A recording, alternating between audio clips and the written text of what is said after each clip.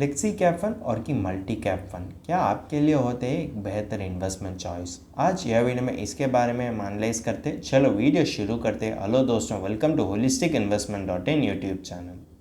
सभी category specification को लेते हुए फ्लेक्सी कैप का डेफिनेशन होता है कि इसमें फंड मैनेजर तो लार्ज मिड और स्मॉल कैप में वो तो जो भी प्रोपोर्शन में इन्वेस्ट करना चाहते हैं उस प्रोपोर्शन में वो तो इन्वेस्ट कर सकेंगे। लार्ज मिड और स्मॉल कैप अगर फंड मैनेजर किसी भी पर्टिकुलर कैप को प्रेफरेंस देना चाहते हैं तो भी वो तो दे सकते हैं। अगर देखें तो एक पर्टिकुलर कैप को अवॉइड करना चाहते हैं तो भी वो तो अवॉइड कर सकेंगे। और ये पर्टिकुलर कैप में वो तो पूरे इन्वेस्ट करना चाहते हैं तो भी वो तो इन्वेस्ट कर सकेंगे। वो तो एक पर्टिकुलर कैप के लिए ज़्यादा वेटेज दे सकेंगे और एक पर्टिकुलर कैप के लिए कम वेटेज भी दे सकेंगे। इसी तरीके से वो इन्वेस्ट करने के लिए फ्लेक्सी कैप फंड तो फंड मैनेजर के लिए पूरा आज़ादी तो दे दिया जाते हैं और उसके लिए पूरा फ्लेक्सिबिलिटी होता है कि वो तो जिस प्रोपोर्शन में इन्वेस्ट करना चाहते हैं उस प्रोपोर्शन में वो तो इन्वेस्ट कर सकेंगे। नेक्स्ट हम ये सभी कैटेगराइजेशन स्पेसिफिकेशन को लेते हुए मल्टी कैप फंड का डेफिनेशन देखते हैं। अगर देखते हैं इसमें फंड मैनेजर तो मिनिमम 25% वो तो लार्ज कैप में इन्वेस्ट करने की ज़रूरी पड़ती है और एक 25% वो तो मिड कैप में इन्वेस्ट करने की ज़रूरी पड़ती है और एक 25% वो तो स्मॉल कैप में इन्वेस्ट करने की ज़रूरी पड़ती है। और बाकी होने वाले 25% फंड मैनेजर उसका मार्केट आउटलुक पर ध्यान रखकर जिस तरीके से वो इन्वेस्ट करना चाहते हैं उस तरीके से वो तो इन्वेस्ट कर सकेंगे। जब आप सेबी कैटेगराइजेशन देखें तो फ्लेक्सी कैप भी मोर डिफाइंड होते हैं अगर आप मल्टी कैप फंड से कंपेयर किए तो। अगर देखें तो मल्टी कैप फंड तो उसी तरह फ्लेक्सिबिलिटी नहीं देते जो फ्लेक्सी कैप फंड देते हैं। ठीक है, हमने अब तक कैटेगराइजेशन पार्ट के बारे में जानकारी ले चुके हैं। अब हम देखें कि किसमें फंड मैनेजर का बायस तो ज़्यादा होते हैं। फ्लेक्सी कैप फंड तो पूरे तरीके से फंड मैनेजर बेस्ड होते हैं। अगर फंड मैनेजर लार्ज कैप के बारे में सोचते तो लार्ज कैप में इन्वेस्ट कर सकेंगे। अगर उसके लिए इसी तरह सोच पड़ गया कि मिड कैप तो ज़्यादा अच्छा तरीके से परफॉर्म कर दिया जाते हैं वो तो मिड कैप में इन्वेस्ट कर सकेंगे। लेकिन मल्टी कैप में इसी तरह पॉसिबिलिटी तो कम ही पड़ती है क्योंकि बाई डेफिनेशन देखें तो भी इन्वेस्ट तो मिनिमम 25% हर कैप में इन्वेस्ट करने की ज़रूरी पड़ती है। बाकी होने वाले 25% के साथ ही फंड मैनेजर उसका मार्केट आउटलुक पर ध्यान रखकर और उसका प्रेफरेंस लेते हुए वो तो इन्वेस्ट कर सकेंगे। अगर देखें तो फ्लेक्सी कैप फंड में भी अगर आप ज़्यादा फ्लेक्सी कैप फंड पोर्टफोलियो में देखें तो भी 75% तो लार्ज कैप में इन्वेस्ट कर दिया जाते हैं और इसका कारण होता है कि बेंचमार्क। यह बेंचमार्क तो निफ्टी 500 की तरह हो सकते हैं। यही कारण के लिए ज़्यादा फ्लेक्सी कैप फंड पोर्टफोलियो में लार्ज कैप इन्वेस्टमेंट तो कर दिया जाता है और यही एक पॉसिबल रीज़न होता है कि क्यों ज़्यादा फ्लेक्सी कैप फंड तो लार्ज कैप फंड की तरह अलाइन होते हैं।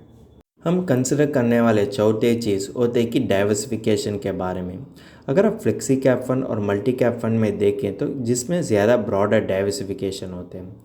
अगर आप टियर वाइज देखें तो फ्लेक्सी कैप फंड में ही ज़्यादा डाइवर्सिफिकेशन होते हैं। लेकिन अगर आप प्रैक्टिकली एनालाइज कर दिया जाते हैं तो ज़्यादा फ्लेक्सी कैप फंड तो लार्ज कैप फोकस्ड होते हैं। इसी कारण के लिए इसमें कम डाइवर्सिफिकेशन ही पड़ती है। अगर आप देखें तो मल्टी कैप फंड में मिनिमम स्टैंडर्ड्स और तो अटेन करने की ज़रूरी पड़ती है। अगर वो मल्टी कैप फंड है तो वो तो 25% लार्ज कैप, मिड कैप और स्मॉल कैप में इन्वेस्ट करने की ज़रूरी पड़ती है। यही कारण के लिए मल्टी कैप फंड में अगर आप प्रैक्टिकली देखें तो फ्लेक्सी कैप फंड से भी इन्वेस्टर के लिए ज़्यादा डाइवर्सिफिकेशन हो सकते हैं। हम कंसिडर करने वाले पांचवा चीज़ होते हैं कि रिस्क के बारे में, जिसमें ज़्यादा रिस्क पड़ती है। अगर आप देखें तो ज़्यादा फ्लेक्सी कैप फंड तो लार्ज कैप फंड ओरिएंटेड होने के कारण ये तो कंजर्वेटिव फंड की तरह होते हैं। उसी समय अगर आप मल्टी कैप फंड के बारे में लेते हैं तो मल्टी कैप फंड में मिनिमम 25% तो स्मॉल, मिड और लार्ज कैप में इन्वेस्ट करने की ज़रूरी पड़ती है। यही कारण के लिए मल्टी कैप फंड तो फ्लेक्सी कैप फंड से भी ज़्यादा रिस्क बच सकते इन्वेस्टर के लिए। छठा हम बात करने वाली चीज़ होते हैं कि फ्लेक्सिबिलिटी, जिसमें फ़ंड मैनेजर के लिए ज़्यादा फ्लेक्सिबिलिटी मिलते हैं। ऑब्वियसली इसकी जवाब होते हैं कि फ्लेक्सी कैप फंड। अगर आप देखें तो फ्लेक्सी कैप फंड में फ़ंड मैनेजर के लिए कोई भी रेस्ट्रिक्शन नहीं होते। वो तो जितना चाहते वो तो उतना इन्वेस्ट कर सकेंगे वो पर्टिकुलर कैप में। अगर देखें तो ये तो पर्टिकुलर कैप में भी पूरे इन्वेस्टमेंट करना चाहते हैं तो भी वो तो कर सकेंगे। अगर देखें तो ये तो पर्टिकुलर कैप को कम्प्लीटली अवॉइड करना चाहते हैं तो भी वो तो कर सकेंगे। लेकिन मल्टी कैप फंड में उसी तरह फ्लेक्सिबिलिटी नहीं होते और मल्टी कैप फंड में फ्लेक्सिबिलिटी तो कम ही पड़ती है। कारण होता है कि इसमें फंड मैनेजर तो मिनिमम 25% लार्ज, मिड और स्मॉल में इन्वेस्ट करने की ज़रूरी पड़ती है और देखें तो बाकी होने वाले 25% ही उसके लिए फ्लेक्सिबिलिटी होते हैं। फ्लेक्सी कैप फंड तो बिगिनर और की कंजर्वेटिव इन्वेस्टर के लिए सूटेबल होते हैं, क्योंकि ज़्यादा फ्लेक्सी कैप फंड तो लार्ज कैप ओरिएंटेड होने के कारण। अगर देखें तो जो इन्वेस्टर थोड़ा सा रिस्क लेते हो और मॉडरेट रिस्क लेते हो उसके लिए मल्टी कैप फंड तो सूटेबल होते हैं।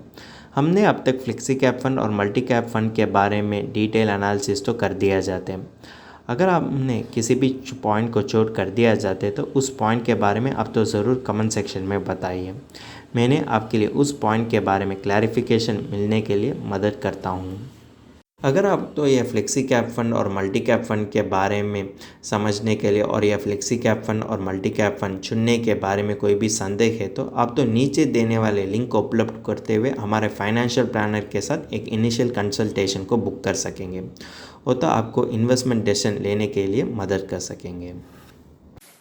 अगर तुमको इस टॉपिक में और कोई अदर फाइनेंस और इन्वेस्टमेंट रिलेटेड टॉपिक में संदेह है तो हमारा फाइनेंशियल एक्सपर्ट के साथ अपॉइंटमेंट बुक कर सकता है। अपॉइंटमेंट का लिंक डिस्क्रिप्शन में दिया गया है। और फिर इन्वेस्टमेंट के बारे में और फाइनेंस के बारे में तुमको ज़्यादा बताना चाहिए तो हमारा लाइव वेबिनार अटेंड कर दीजिए।